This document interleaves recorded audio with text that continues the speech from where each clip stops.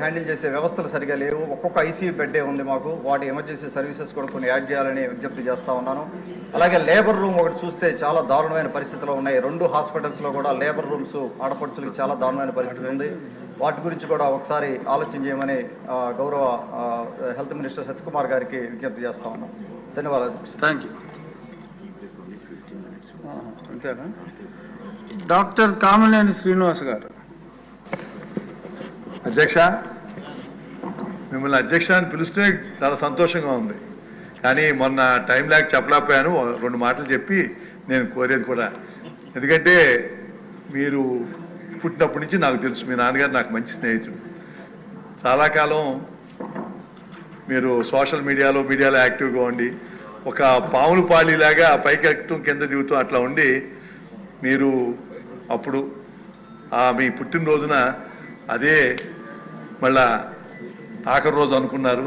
అప్పుడు నేను చౌదరి గారు అందరితో మాట్లాడి హాస్పిటల్ అయిన తర్వాత నేను వచ్చిన తర్వాత ఏమైంది రఘు అని అధ్యక్ష ఏమైంది అని అడిగాను. అడిగితే ఆ చెప్పిన మాటలు సభలో అందరూ వినాలి. ఇదే నాకు ఆఖరి రోజు అనుకున్నాను. మనుషులు ఆయనకి సర్జరీ చేసి ఇక్కడ ఓపెన్ చేసి స్టీల్తో ఇదేశారు. వాళ్ళు ఎగిరెగిరి దాని మీద కూర్చున్నారంటే అంటే మళ్ళా బద్దలైపోయి చచ్చిపోతాను అనుకున్నాను. నిజంగా ఆ స్థాయి నుంచి ఇవాళ ఇలా ఉపాధ్యక్షులుగా డిప్యూటీ స్పీకర్గా ఇక్కడ ఉండటం అందరూ సంతోషించింది. మీకున్న భాషా పరిజ్ఞానం, సమయస్ఫూర్తి, మీకున్న చతురతతో మీకు మంచి భవిష్యత్తు ఉండాలని చిన్న సజెషన్ అధ్యక్ష. 84 మంది మెంబర్లు ఉన్నారు. మాకు కూడా కొత్త మెంబర్లు, మాకు ఎవ్వరికి చాలా మంది తెలియదు.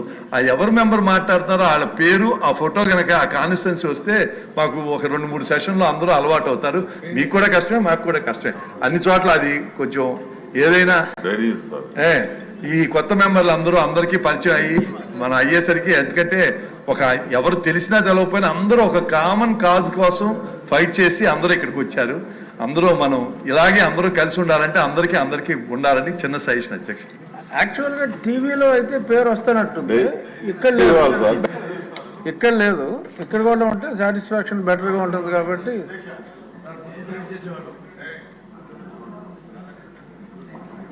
సో చివరిగా తణుకు రాధాకృష్ణ గారు. ధన్యవాదాలు అధ్యక్ష. ముఖ్యంగా ఈరోజు రాష్ట్రానికి సంబంధించి, ముఖ్యంగా కార్మికులకు సంబంధించి, భవన నిర్మాణ కార్మికులకు సంబంధించినటువంటి ఒక సమస్యని ఈ సభ ద్వారా ప్రభుత్వం దృష్టికి తీసుకురావాలనే ఉద్దేశంతో మాట్లాడడం జరుగుతుంది అధ్యక్ష.